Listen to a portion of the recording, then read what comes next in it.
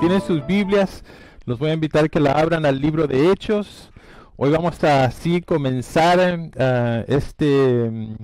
viaje a través de esta iglesia que va a terminar trastornando el mundo entero. Y el título del mensaje de esta noche es el comienzo de una iglesia que trastorna. Y yo voy a traer, porque tenía el controlcito este. Si vieron que las canciones a veces saltaban, era porque tenía el control en mi bolsillo y no me daba cuenta que lo estaba avanzando de más. Pero para que tengan una idea de lo que va a ser el estudio de hoy, ¿qué pasó? Lo podríamos separar en 5 puntos. Del versículo 4 al 8, del 1 al 3 lo vimos la semana pasada, lo vamos a agarrar como introducción nada más, pero del versículo 4 al 8 la iglesia recibe la promesa del Espíritu Santo. O sea, el Señor Jesús le dice: ustedes espérense en Jerusalén, y les da la promesa de que van a recibir el Espíritu Santo. Del versículo 9 al 11 la iglesia va a ver la ascensión del Señor Jesús, va a ascender al cielo y ellos van a presenciar ese milagro. Después del versículo 12 al 14 vamos a ver a una iglesia que está unida ¿en qué? En oración. Sí, vamos a ver una iglesia unida en oración. Y finalmente vamos a ver la elección de Matías, que va a ser la elección del apóstol número 12 para reemplazar a Judas. Les doy algunos anuncios. No sé si vieron, si no, los invito a que después vean. En mi muro de Facebook puse la reunión que tuvieron, la primera reunión en San Martín, en Mendoza. Así que la Vid del Este en Argentina empezó hoy como su primer servicio, y lo pusieron en su primer Facebook también.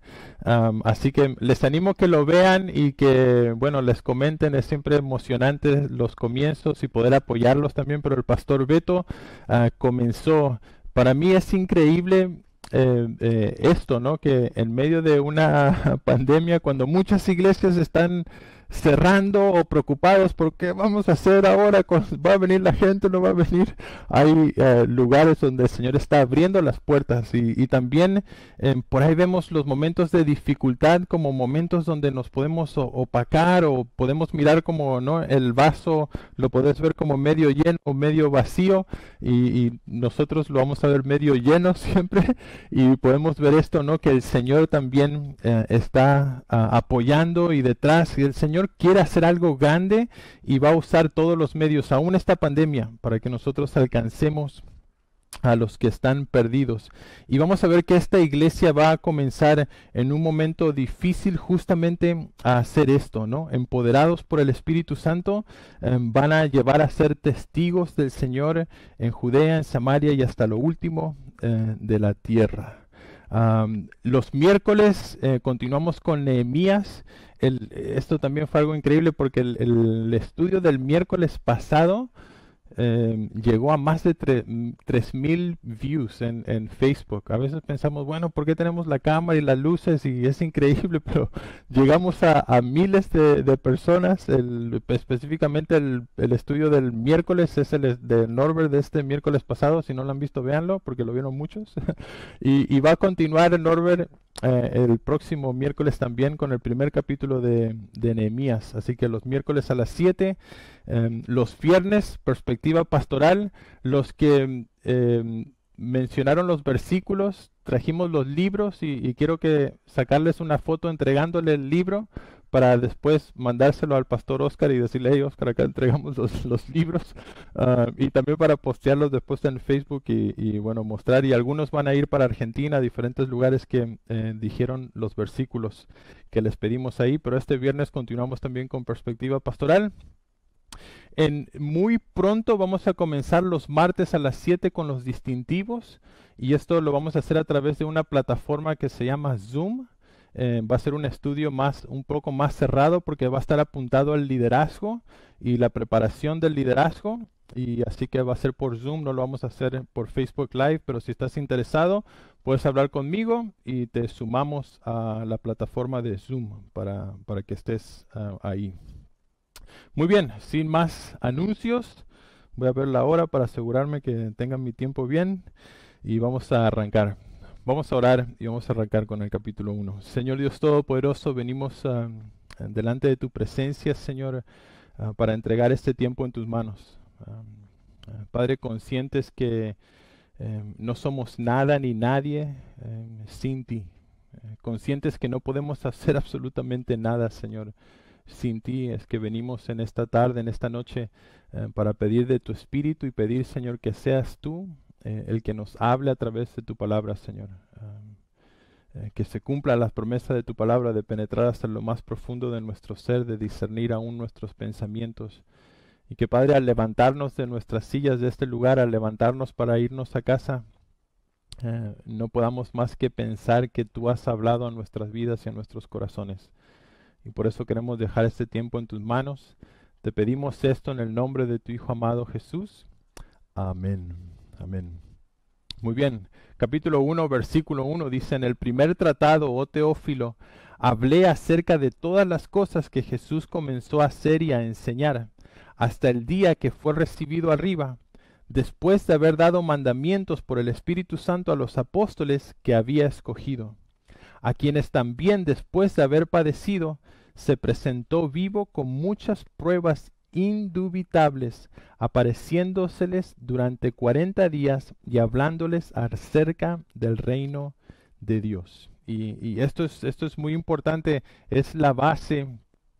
También a veces pasamos por alto o pasamos ligeramente el hecho que después de la resurrección el Señor Jesucristo se le apareció a sus discípulos y les dio pruebas contundentes, ¿no? Les mostró sus manos, les mostró su costado. Esto llevó a los discípulos a estar seguros de lo que creían. Tan seguros, y menciono esto porque muchos cuestionan el cristianismo, y esta es una prueba que estas personas lo vieron al Señor Jesús, fueron testigos, incluso estuvieron dispuestos a morir por esto que ellos habían visto. Versículo 4, la iglesia va a recibir esta promesa del Espíritu, dice: y estando juntos, les mandó que no se fueran de Jerusalén, sino que esperasen la promesa del Padre, la cual les dijo: oísteis de mí. Porque Juan ciertamente bautizó con agua, mas vosotros seréis bautizados ¿con qué? Con el Espíritu Santo dentro de no muchos días. Así que esta es la promesa que el Señor Jesús le va a hacer y les va a decir: miren, Juan el Bautista bautizó con agua, y sabemos que ese bautismo era para arrepentimiento, pero el Señor Jesús les va a decir: ustedes esperen en Jerusalén, porque dentro de unos 50 y pico de días ustedes van a recibir al Espíritu Santo, y es lo que ellos van a hacer. El bautismo del Espíritu Santo y la obra del Espíritu Santo es una de las cosas que tal vez más divide la iglesia, las diferentes posturas que hay en cuanto al Espíritu Santo, si se habla en lenguas o no se habla en lenguas, si tiramos personas al piso o no tiramos personas al piso, y cuál es realmente la obra del Espíritu Santo. Muchas veces provoca las diferencias en la iglesia. Nosotros voy a hablar brevemente acerca del bautismo y la importancia del bautismo del Espíritu Santo, porque esto es lo que le va a dar el poder a esta iglesia para transformar el mundo. Y miren, esto es lo que tú y yo debemos de buscar: la llenura, el bautismo del Espíritu Santo. Y podemos ver hay dos lados por ahí en cuanto a posturas del Espíritu Santo. Una es una que es como hiper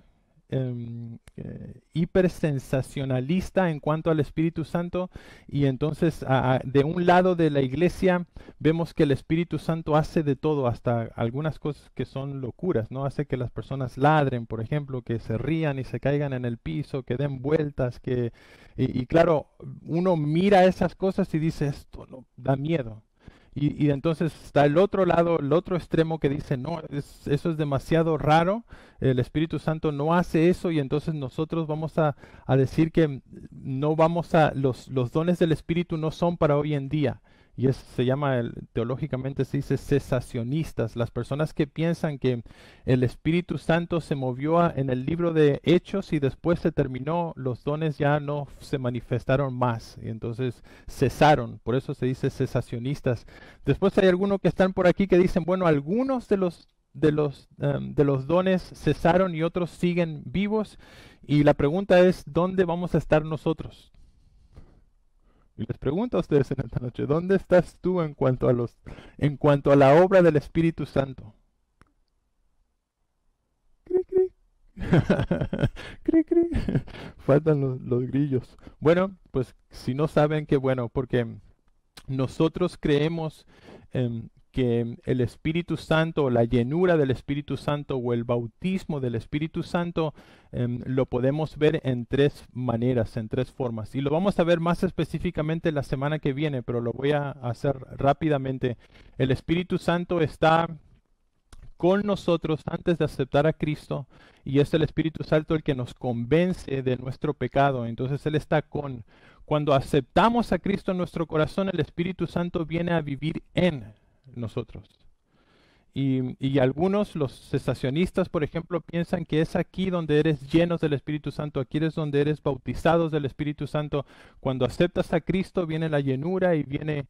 Nosotros creemos que hay una tercera posición del Espíritu Santo y entonces el Espíritu Santo está con, el Espíritu Santo está en, y después hay una tercera experiencia que es la llenura o el bautismo también del Espíritu Santo sobre la persona. Es algo que le va a dar poder, es algo extraordinario que os sucede. A veces las personas hablan en lenguas en este momento, en otras veces les da el poder para predicar el Evangelio, el Señor. Y a mí me gusta explicar esta tercera posición de una manera que muchos de nosotros hemos experimentado, y esto es, ¿te ha sucedido alguna vez que has estado hablando con alguien de las cosas de Dios y de repente sale de ti versículos o le dices cosas a la persona de la Biblia que cuando terminas la conversación dices, ¿de dónde salió todo eso? ¿Quién fue el que le habló a esta persona? ¿No? A veces yo he estado hablando y las personas le decís unos textos bíblicos que se vienen a tu mente en ese momento, la persona empieza a llorar y uno dice, ¿qué pasó? ¿Quién fue? Pues yo diría que esta fue el Espíritu Santo, fue la llenura del Espíritu Santo que te dio el poder, la habilidad, la capacidad para ¿qué? Para ser testigo del Señor Jesucristo. Y entonces la confusión también nace porque muchas veces la llenura o esta tercera experiencia surge al mismo tiempo que la conversión. Y entonces las personas aceptan a Cristo y en el momento viene el Espíritu Santo y sopas. Algunos hablan en lenguas, otros tienen una experiencia de llorar, de sentir como el amor de Dios. Y después hay otras personas que aceptan a Cristo y no sienten nada, ¿verdad? Es como, yo no sentí nada, nomás oré y no sentí nada extraordinario. Bueno, el Espíritu Santo igual vino y está en ti, pero también está esta tercera experiencia. Esta tercera experiencia es la que el Señor Jesús le dice a sus discípulos, esperen en Jerusalén porque ahí van a experimentar esto. Ahora, ¿por qué esta tercera experiencia? Pues miren, les voy a explicar en Juan 20, versículo 21 al 22, y les explico rápidamente. Esta es una escena donde es una de las apariciones que el Señor Jesús le hace a los discípulos después de su muerte y su resurrección. Así que este es el Señor Jesucristo resucitado. Voy a empezar, yo les voy a leer del versículo 19. Dice, cuando llegó la noche aquel mismo día, el primero de la semana, un domingo, estando las puertas cerradas en el lugar donde los discípulos estaban reunidos por miedo de los judíos. Entonces el lugar está cerrado y está bien cerrado, ¿verdad? Porque si tenés miedo de que alguien, de los judíos, que alguien puede venir y te pueda hacer mal, vos cerrás y cerrás bien todo, con llave o puerta, está todo cerrado el lugar donde los discípulos estaban reunidos por medio de miedo. Vino Jesús y puesto en medio les dijo, paz a vosotros. Así que Jesús se aparece de repente como un fantasma en medio de un lugar que está todo cerrado. Obviamente el pánico hace miedo y lo primero que el Señor Jesús le dice, paz. Tranquilo, muchachos, soy yo. El versículo 20 dice, cuando les hubo dicho esto, les mostró las manos y el costado. Y los discípulos se regocijaron viendo al Señor. Entonces Jesús les dijo otra vez, paz a vosotros. Como me envió el Padre, así también yo os envío. Y miren, subrayen esto en sus Biblias, porque esto es importante, el versículo 22. Este es el versículo al cual quiero llegar. Y habiendo dicho esto,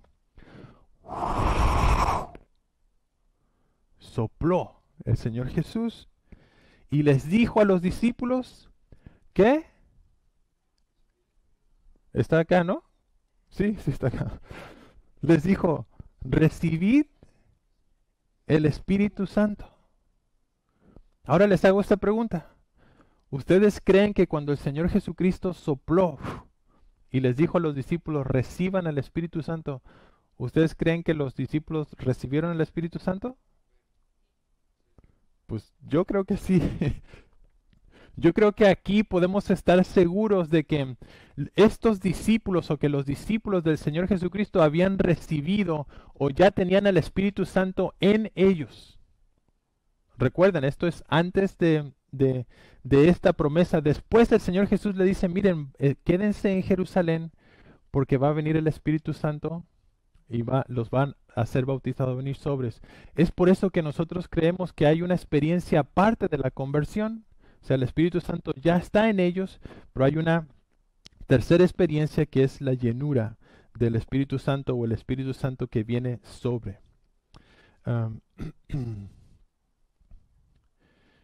Pedro también va a explicar cómo el Espíritu Santo cayó sobre los gentiles, no solamente sobre los judíos, porque aquí podrían decir, bueno, esto le sucedió a los judíos, a los discípulos, pero no solamente a los judíos y a los discípulos, sino también le sucedió a los gentiles. En el capítulo 11 de este mismo libro, Pedro va a explicar su experiencia cuando él está predicando a un grupo de gentiles y va a suceder esto. Versículo 15 y 16 de Hechos 11 dice, y cuando comencé a hablar, cayó el Espíritu Santo sobre ellos también, como sobre nosotros al principio. Entonces Pedro dice, de la misma manera que sucedió al principio del libro, nosotros vamos a ver esta caída la semana que viene, en el capítulo 2 de hecho, pero Pedro dice, cayó sobre los gentiles de la misma manera que cayó sobre nosotros al principio. Entonces me acordé de lo dicho por el Señor, cuando dijo, Juan ciertamente bautizó en agua, mas vosotros seréis bautizados con el Espíritu. Así que más adelante Pedro va a ver esto, va a suceder a los gentiles, le va a suceder y se va a acordar de las palabras que nosotros acabamos de leer al principio de este libro. Y bueno, vamos a verlo la semana que viene, que en el capítulo 2, que es cuando el Espíritu Santo va a venir, y específicamente al final aquí al versículo 4 dice, y fueron todos llenos del Espíritu Santo y comenzaron a hablar en otras lenguas, según el Espíritu les daba que hablasen. Y entonces en esta experiencia ellos van a comenzar a hablar en lenguas. En lenguas aquí habla de idiomas. También comienzan a hablar en diferentes idiomas y en otras porciones del libro de Hechos vamos a ver que las personas hablaron en lenguas también. Capítulo 4 del mismo libro de Hechos es otra experiencia. Dice, cuando hubieron orado, el lugar en el que estaban congregados, ¿qué sucedió? Tembló. Y todos fueron llenos del Espíritu Santo y hablaban con denuedo la palabra de Dios.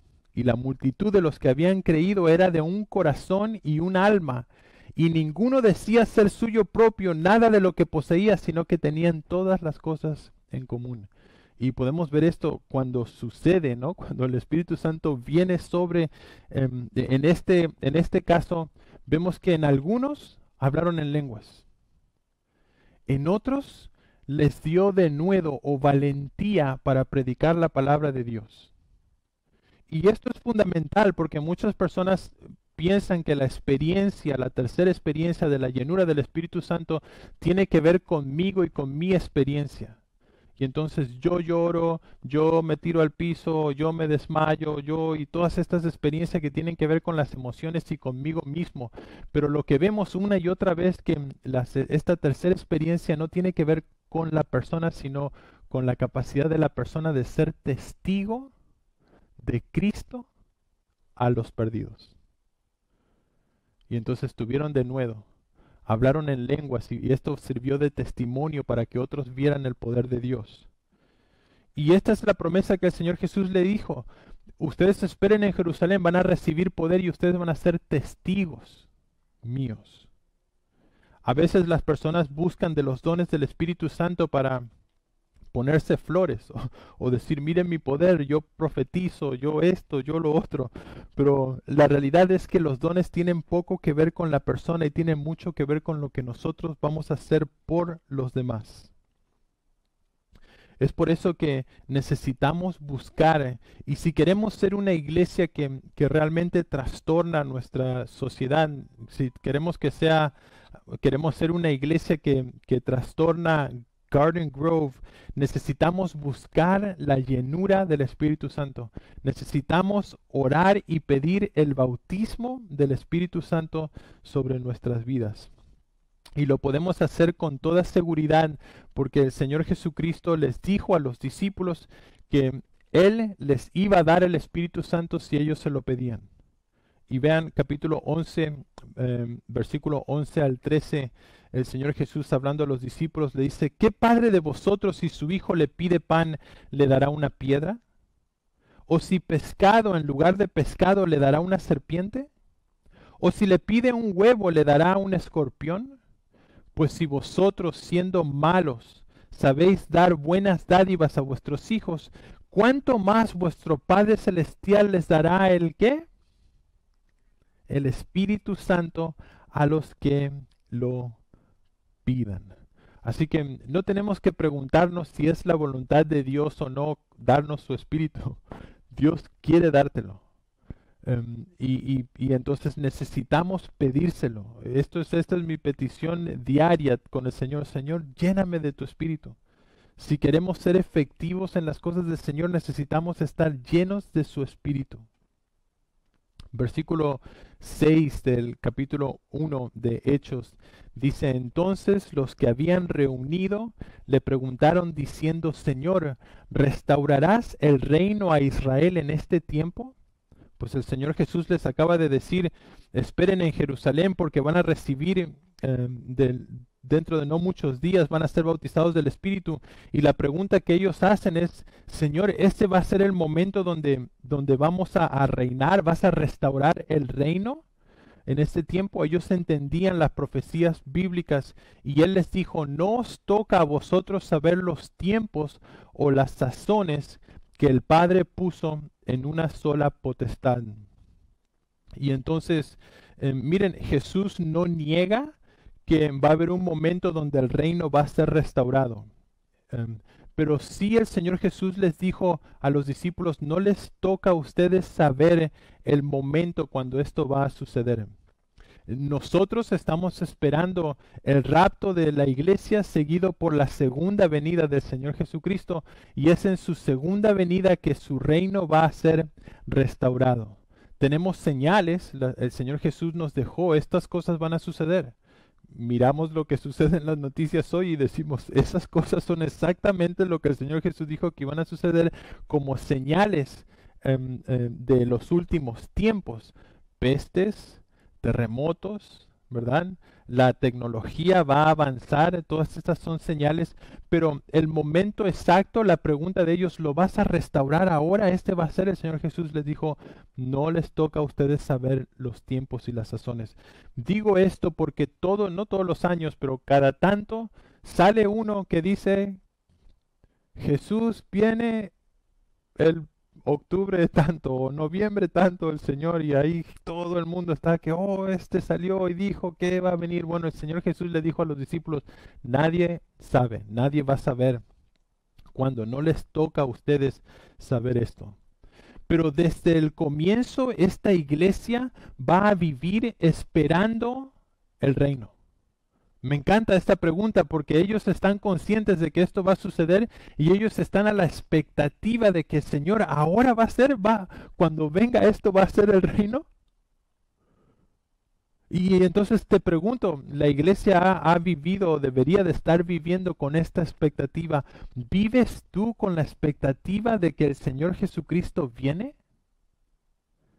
Alguno tal vez podría decir, y pues, pues si puede venir dentro de unas 2 semanas porque hay unas cositas que todavía tengo que arreglar acá y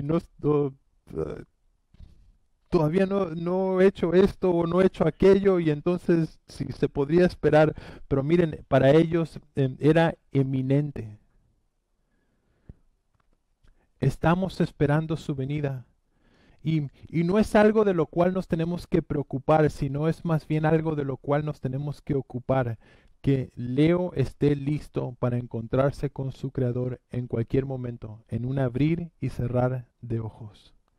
Y te pregunto a ti en esta noche, ¿estás listo para encontrarte con tu Creador? Yo espero que sí, yo espero que sí. Versículo 8 les dice, miren, no, el tiempo, la potestad, no exactamente no lo van a saber, pero esta es la promesa, pero recibiréis poder cuando haya venido sobre vosotros el Espíritu Santo y me seréis testigos en Jerusalén, en toda Judea, en toda Samaria y hasta lo último de la tierra. Y si no tienen subrayado este versículo en sus Biblias, subrayenlo y denle vueltas así a ese versículo porque es un versículo clave. Cuando el Espíritu Santo viene sobre nosotros o cuando recibimos la llenura del Espíritu Santo, entonces viene consigo el poder, capacidades extraordinarias, habilidades extraordinarias que no son nuestras, es algo que hace el Espíritu Santo. Ahora, el motivo no es para que tú te agrandes, no es para que tú pienses que yo soy alguien o algo, es para que tú seas testigo del Señor Jesucristo, no testigo de Jehová, ¿ok?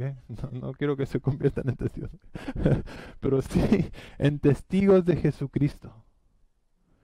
Y es por eso que cuando estás ahí hablando y de repente empiezan a fluir versículos y te acuerdas de la prédica que nunca te acuerdas, pero de repente estás hablando y te acuerdas y eso que sucede sobrenatural es Dios dándote el poder, capacitándote para que tú seas testigo de Él.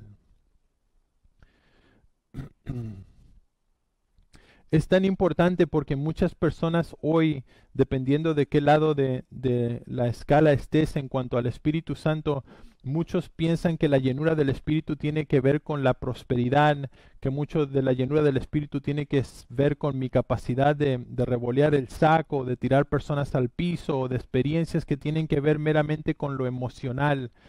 Pero más bien el poder que vemos aquí y el poder que le promete el Señor Jesús a los discípulos es un poder para ser testigos de Él.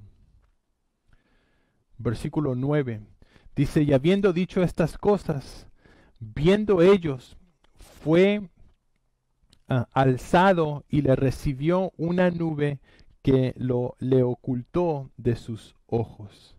Y me encanta, o sea, si te imaginas esta escena, el Señor Jesucristo comienza a ascender, les dice, ¿no? Las últimas palabras del Señor Jesús es, vayan a Jerusalén, esperen ahí, cuando venga el Espíritu Santo sobre ustedes van a recibir el poder y ustedes van a ser testigos míos en Jerusalén, en Judea, en Samaria, hasta lo último de la tierra. Y de repente empieza a ascender. El Señor Jesucristo no les dijo, esperen porque tienen que ser pentecostales o bautistas o tienen que ir a este seminario o son de aquí o tienen que ser de Calvary o son calvinistas o son armenianos o son católicos y para mí esto es fundamental porque lo que provoca la unidad y la fuerza, y miren, lo que provoca la fuerza es la unidad de la iglesia. y la unidad la da el Espíritu Santo y la llenura del Espíritu Santo. El Señor Jesucristo entonces va a comenzar a ascender. Sus ojos están puestos en Él. Y vean, versículo 10 dice, y estando ellos con los ojos puestos en el cielo, entre tanto que Él se iba, he aquí se pusieron junto a ellos dos varones con vestiduras blancas, los cuales también les dijeron, varones Galileos, ¿por qué estáis mirando al cielo? Este mismo Jesús que ha sido tomado de vosotros al cielo, así vendrá como la habéis visto ir al cielo. ¡Wow! Y claro, yo creo que ellos se quedaron así, la nube ya está, el Señor Jesús ya se fue, ya no lo ven, descubierto por la nube y todavía están ahí como, ay. Y de repente dos ángeles con vestiduras blancas diciéndole, miren, y recordándoles esto. Ellos le habían preguntado, o sea, sabían acerca del reino, pero los ángeles les recuerdan. Hey muchachos, así como lo están viendo que se va, un día va a regresar. Les pregunto, si tú hubieras estado ahí y hubieras escuchado a estos ángeles decirte, hey, así como se fue, va a volver. ¿Cómo hubieras vivido el resto de tus días? ¿Como que tal vez bien o tal vez no?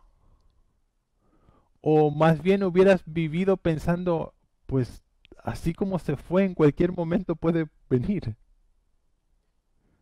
¿Qué piensan ustedes? Yo pienso que vivieron pensando, pues mirando las nubes, ¿no? Yo creo que al otro día, yo si hubiera estado ahí hubiera pensado, al otro día hubiera ido a ver las nubes, a ver, pues así como se fue, así va a volver. Y yo me imagino que esto debe de haber provocado en ellos también un sentir de, hey, yo tengo que vivir en santidad, yo tengo que vivir, y, mis pasos tienen que estar bien porque así como se fue, un día Él va a venir.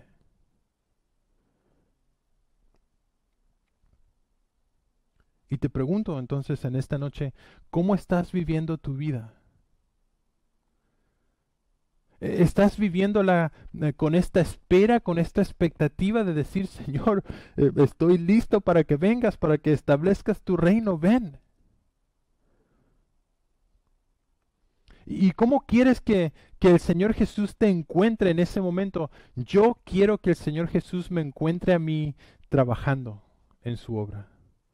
Yo quiero que el Señor me encuentre a mí haciendo su voluntad.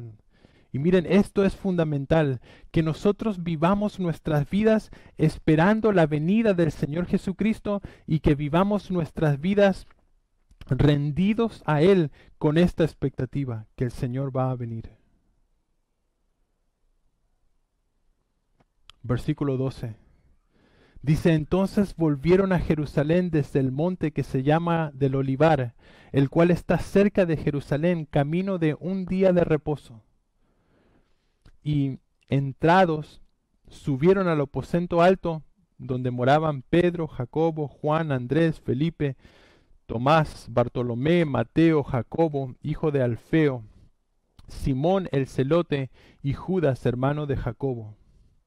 Y todos estos perseveraban unánimes en oración y ruego, con las mujeres y con María, la madre de Jesús, y con sus hermanos. Y me encanta esta escena porque ellos van a bajar del monte de los olivos, y yo no he estado ahí, pero he visto fotos y he visto videos de personas que han estado ahí.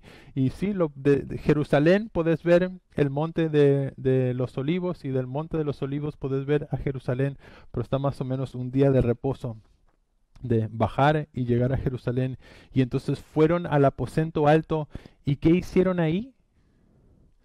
Estaban todos unánimes, eran uno. Miren, esto es un pensamiento de Leo, tal vez si lo pueden abrazar o lo pueden tirar a la basura, está bien. Pero yo creo que la obra más grande que ha hecho el enemigo para que la iglesia de Cristo no esté trastornando el mundo como debería de estar haciéndolo, es a causa de la división que ha provocado el enemigo. Y miren,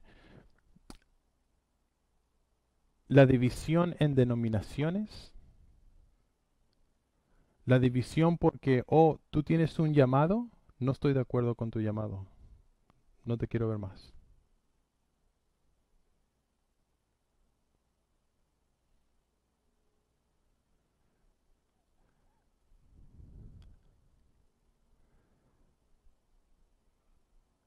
La división también que nace porque pensamos que mi iglesia es la única iglesia, no hay más. La vid y después de la vid no hay más iglesias. Pues yo quiero decirles sí hay más iglesias. Y no estoy diciendo que todas las iglesias son buenas y todas son sanas, pero hay muchas iglesias buenas y sanas. Y nos tenemos que amar como hermanos. Miren, conozco bautistas que son hermanos míos. Conozco pentecostales que son hermanos míos. De Calvary y hay de diferentes. Y incluso hay católicos que aman al Señor Jesús y una vez más, no estoy diciendo que son todos, pero hay muchos que sí. Y a veces es un mero egoísmo de nuestra parte y de pensar que nosotros hemos llegado a un lugar superior, que tendemos a pensar que todos los demás no son dignos. Miren, nosotros tuvimos en Argentina la oportunidad de hacer eventos evangelísticos con iglesias bautistas, con pentecostales, y trabajamos juntos y yo aprendí mucho también. Y yo tuve también la oportunidad de enseñar. Y me invitaron a iglesias y he enseñado en iglesias pentecostales y he enseñado en iglesias bautistas y buenas iglesias. Y también he enseñado en iglesias, la verdad que no muy buenas y me he metido por ahí en aprietos, pero yo he ido a enseñar la palabra de Dios.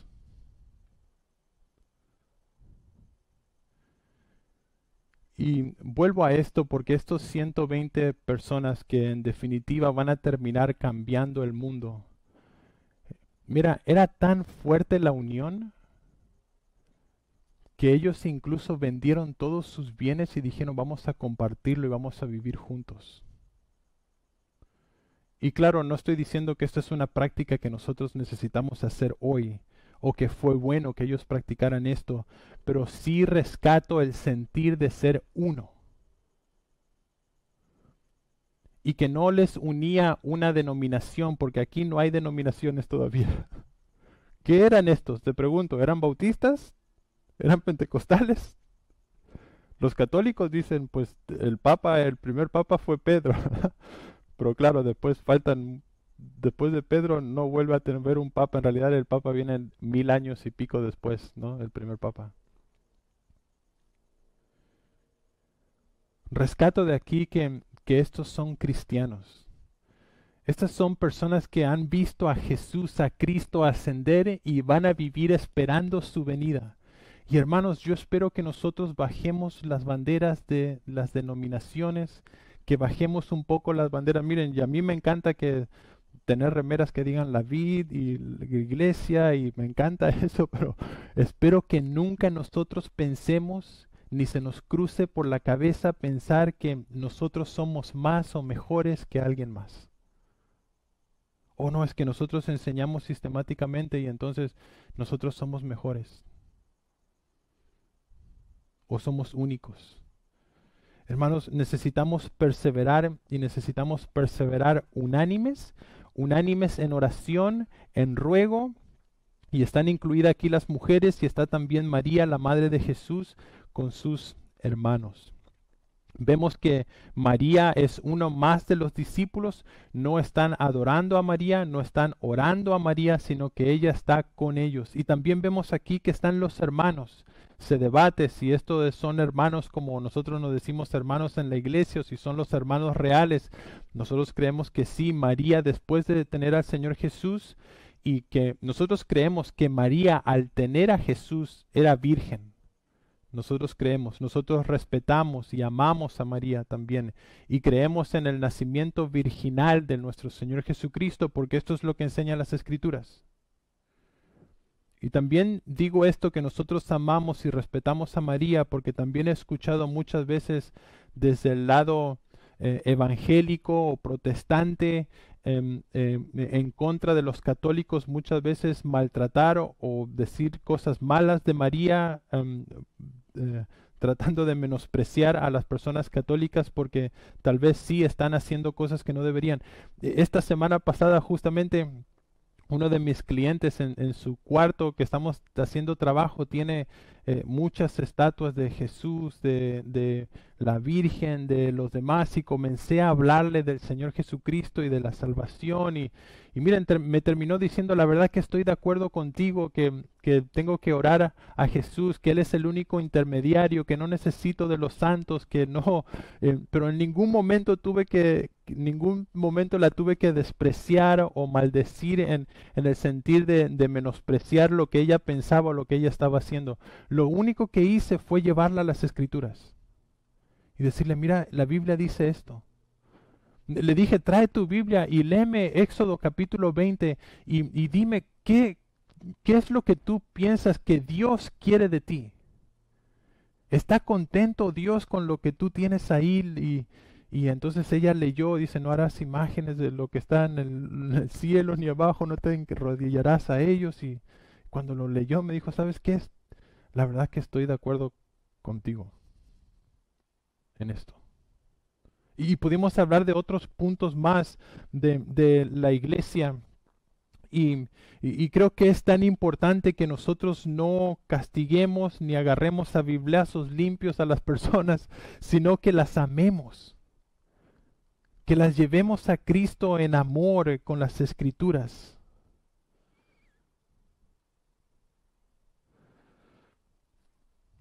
Versículo 15 dice, en aquellos días Pedro se levantó en medio de los hermanos y los reunidos eran como 120 en número.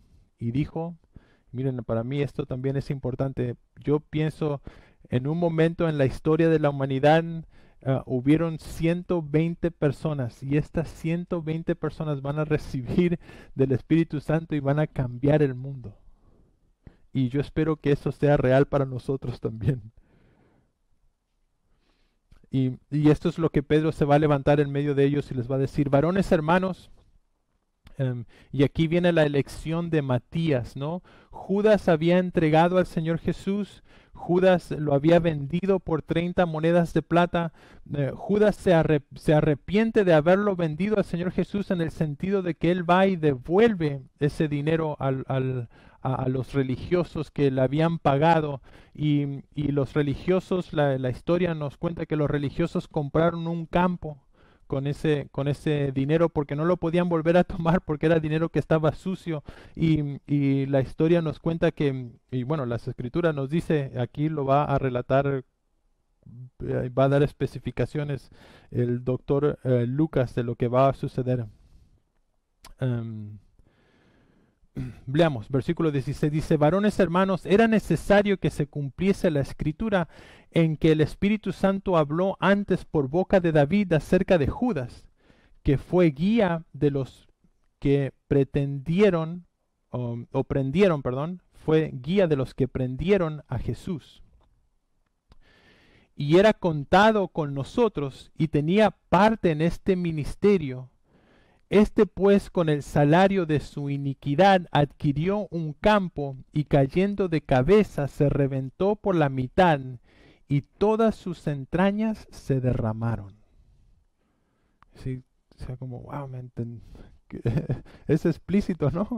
Yo pensaba también, o sea, tenían que dar todos los detalles de cómo y que se explotó y que se derramó. Eso, solamente un doctor podría haber escrito esto, ¿no? Entonces Lucas, como no le da cosita nada porque él estaba acostumbrado a ver estas cosas, va a decir, miren, este cayó de cabeza, se reventó por la mitad y todas sus entrañas se derramaron. Y fue notorio a todos los habitantes de Jerusalén, de tal manera que aquel campo se llama en su propia lengua Aceldama, que quiere decir campo de sangre. Porque está escrito en el libro de los Salmos: sea hecha desierta su habitación y no haya quien more en ella, y tome otro su oficio. Y entonces, esto es lo que Pedro, al estar ahí los 20 reunidos, están orando, están unánimes, se va a recordar del Salmo de David y lo que decía, de que otro tenía que tomar el lugar de Judas. Y el Salmos 109, 8 dice: sean sus días poco y tome otro su oficio. Entonces Pedro dijo: bueno, tenemos que elegir a ver quién va a tomar el lugar de Judas. Versículo 21 dice: es necesario pues que de estos hombres que han estado junto con nosotros todo el tiempo que el Señor Jesús entraba y salía entre nosotros, y comenzando desde el bautismo de Juan hasta el día en que entre nosotros fue recibido arriba, uno sea hecho testigo con nosotros de su resurrección. Y señalaron a dos: José, llamado Barsabás, que tenía por sobrenombre Justo, y a Matías. Así que van a elegir al número 12, ¿no? Si podemos decir, de los apóstoles. Y eso también quiero recalcar aquí, porque hoy en día hay muchos que se llaman a sí mismos apóstoles. Y entonces sí tenemos nosotros apóstoles como los 12 apóstoles, incluso los fundamentos de la ciudad en el libro de Apocalipsis están puestas sobre estos 12 apóstoles. Nosotros tenemos que permanecer en la doctrina de los apóstoles, por ejemplo, encontramos en las escrituras, pero son de estos 12 apóstoles, no de los apóstoles que encontramos hoy, ¿no? Muchos dicen el apóstol tanto, va a venir el apóstol tanto, va a venir aquel, el apóstol. Bueno, pues vean las características que tenían que tener para ser contados como apóstoles. ¿Qué características tenías que reunir para poder ser uno de estos apóstoles? ¿Qué dice Pedro? Es necesario que estos hombres que han estado juntos con nosotros todo el tiempo que el Señor Jesús entraba y salía entre nosotros. O sea, esto es que lo experimentaron, lo vieron en su resurrección. ¿Okay? Vieron al Señor Jesucristo resucitado. Pero no solamente ahí, dice, comenzando desde el bautismo de Juan. O sea que para ser uno de esos apóstoles tendrías que haber estado durante el ministerio del Señor Jesucristo, ver su bautismo, hasta el día en que entre nosotros fue recibido arriba, ¿no? Que es lo que acabamos de leer. O sea que tendrían que haber estado durante todo el ministerio del Señor Jesucristo, haberlo visto resucitado y haberlo visto ascender al cielo. Te pregunto, ¿hay algún apóstol hoy en día que reúna estas características hoy? No. Entonces, esos tipos de apóstoles con la autoridad bíblica, y les digo esto porque hay apóstoles que dicen: ustedes necesitan mi cobertura.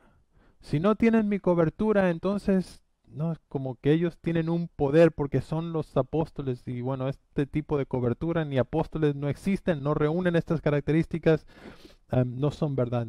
Sí creemos en que podríamos decir que el apóstol es alguien que ha sido enviado, porque esto es lo que significa la palabra apostolos, significa enviado, ¿no? Lo vamos a ver más adelante en la iglesia de Antioquía.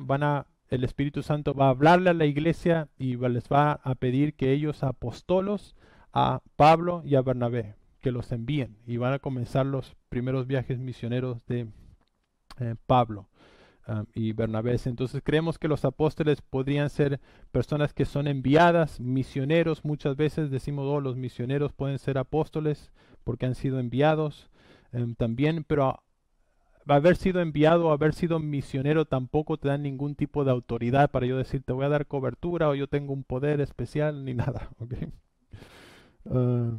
Muy bien, señalaron a dos. Interesante también que eran 120, ¿no? Y de los 120, ¿cuántos reunieron estas características? Dos, ¿verdad?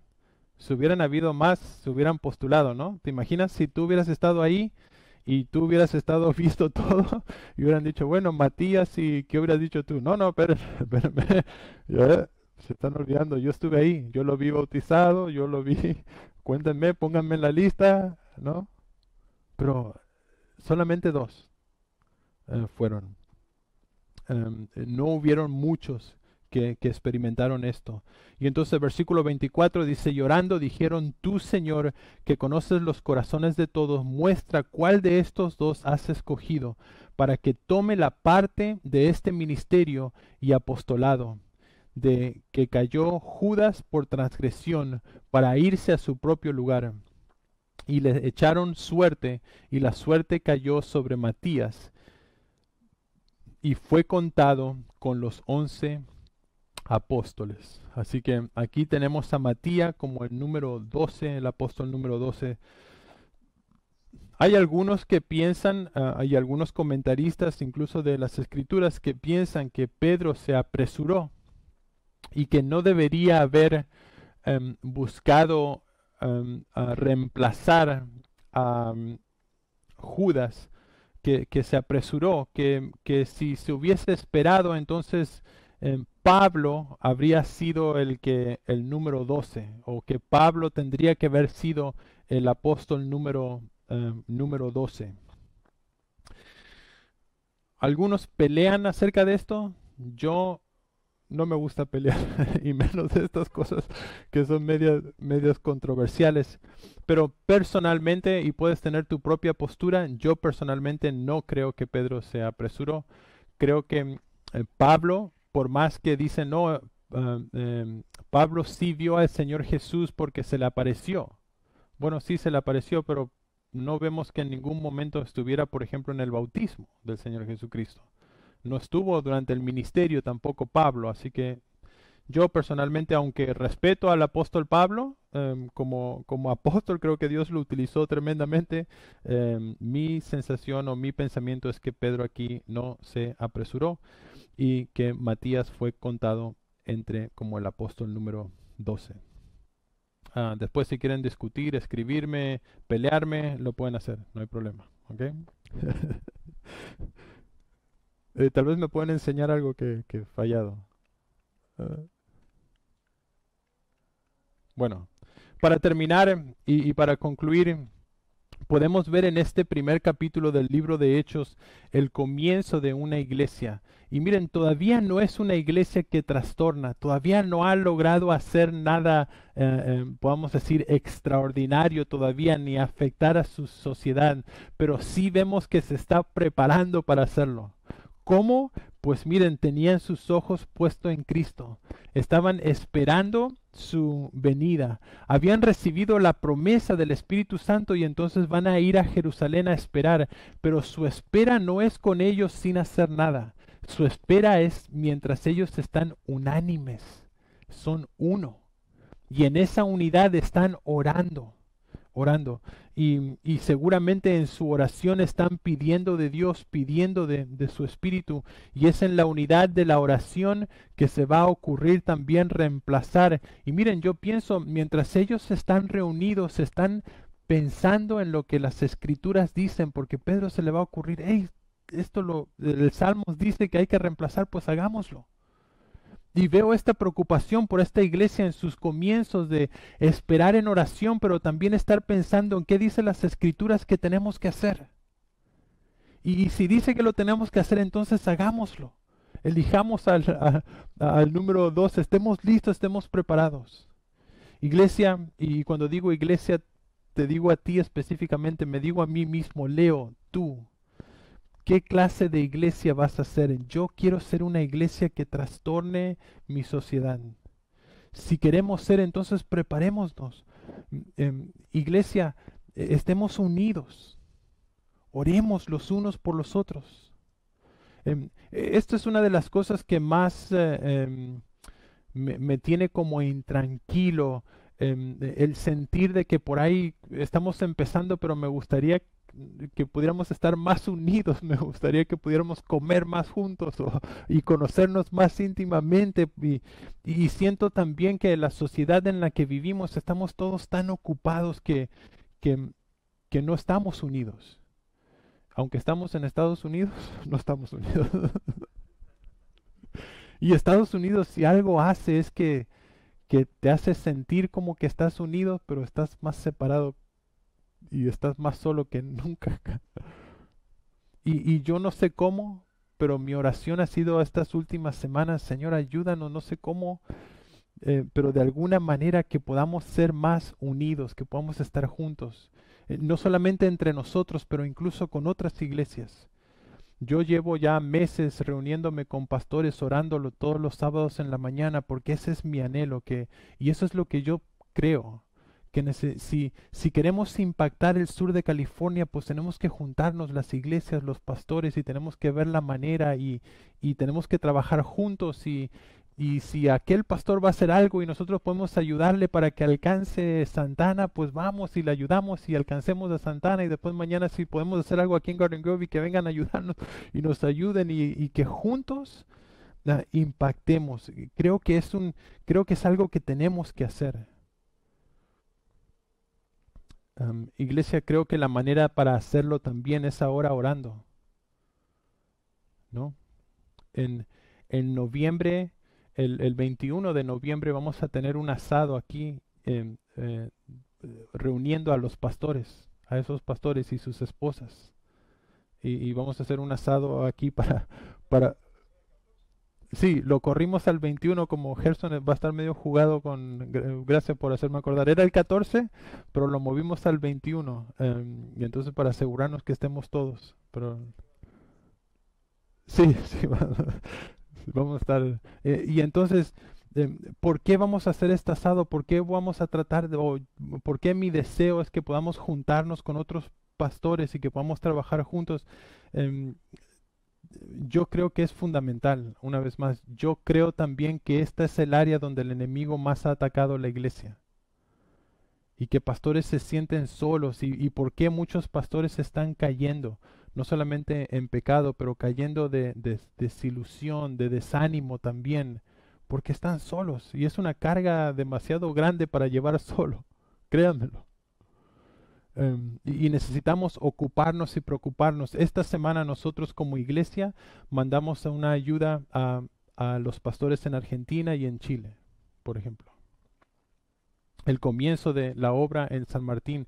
Nosotros necesitamos apoyar, y yo trato de hablar con ellos semanalmente. A veces se me pasa, pero trato de por lo menos estar, que ellos sientan ahí que estoy ahí. Y yo también los necesito a ellos. Y si yo pienso, si los pastores nos necesitamos, pues nosotros entre iglesia, entre hermanos, nos necesitamos también. Unámonos.